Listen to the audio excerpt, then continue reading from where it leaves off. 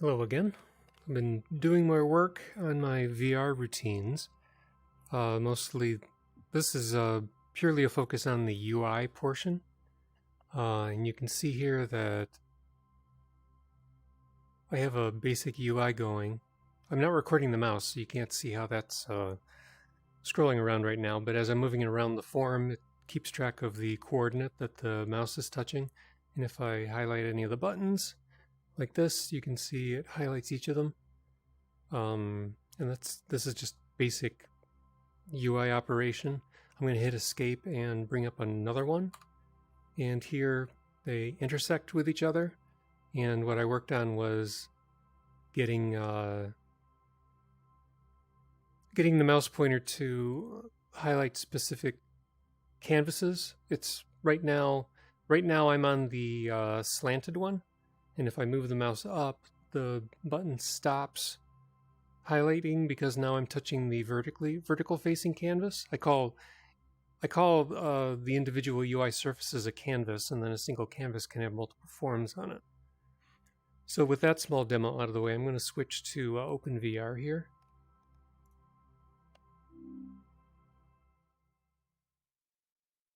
And I'll get it in full screen here. Now right now I'm looking around with a head-based pointer, so I can actually look at the buttons.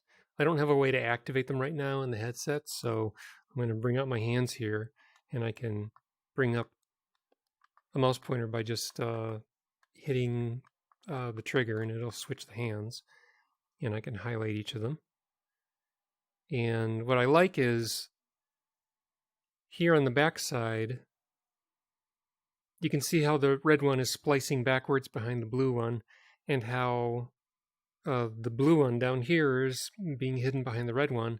To accomplish all of that, because I'm rendering all of these with depth, I had to, or rather, the challenge with alpha objects is that you always have to render them back to front. So the only way I could get proper blending with multiple see-through forms intersecting each other is to handle all the possible permutations with splicing. So it'll face all the clip planes away from the camera and then render what's behind everything, and then render the forms, and then clip towards the viewpoint and render what's left. So this is the result of everything that you get. So it's a nice effect. And I can move the pointers, and as the pointer moves to the other canvas, you can see the orientation of the mouse pointer changes.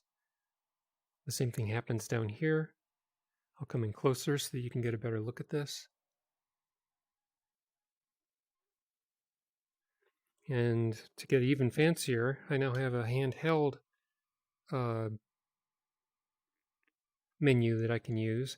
Now if I bring the menu down lower than this form, you'll notice it's not reaching because this form is part of a canvas that extends to about there. So if I put this here, now I can reach this one.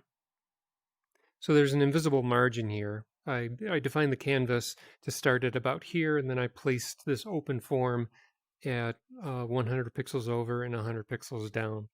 Just to, or well, rather in this case, this would be the 0, 0 portion, and the canvas's 0, 0 coordinate would be about here. And I just did that to give myself some robustness and to further demonstrate how this can intersect, get three of them to intersect all at the same time.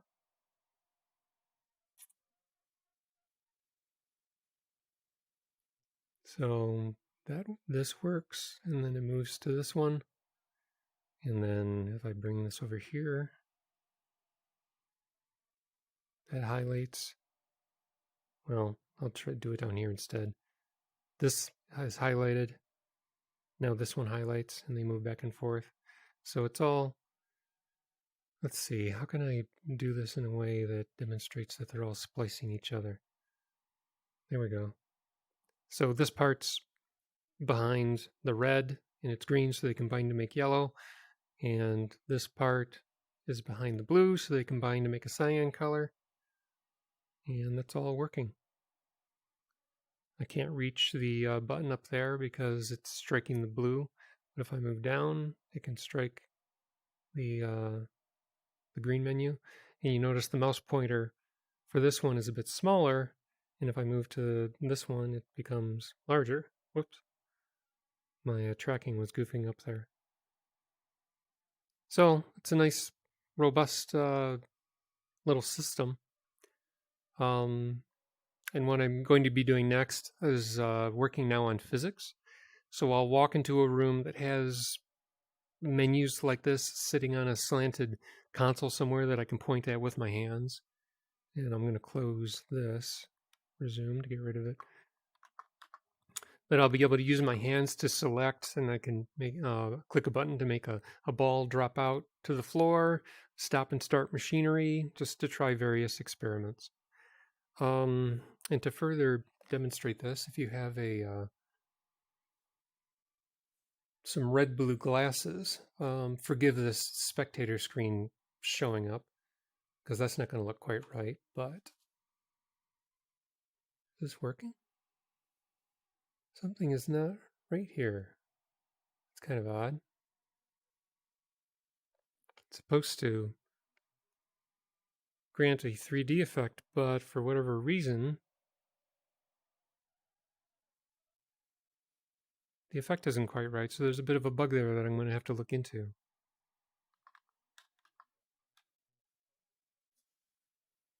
Oh, you know what? I think I know what might be wrong. Okay, I think I know what I need to do to fix that, so I'll look into that. But here's a little more hand effects to at least enjoy a little bit of what works. And then I'll switch this over to Google Cardboard so that you can get a Google Cardboard look at how things are working here. So I'll move in close. You can see how this works.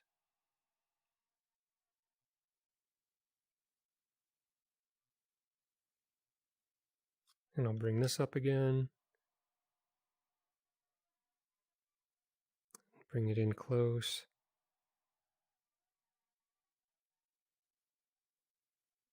So it's probably a more robust system than it really needs to be, but I'm sure I can think of some good ways of making use of it.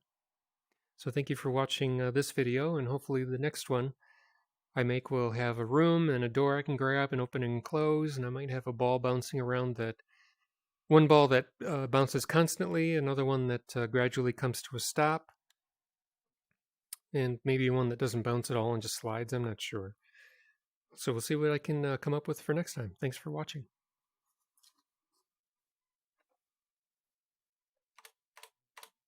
Whoops. There. Thank you. See you next time.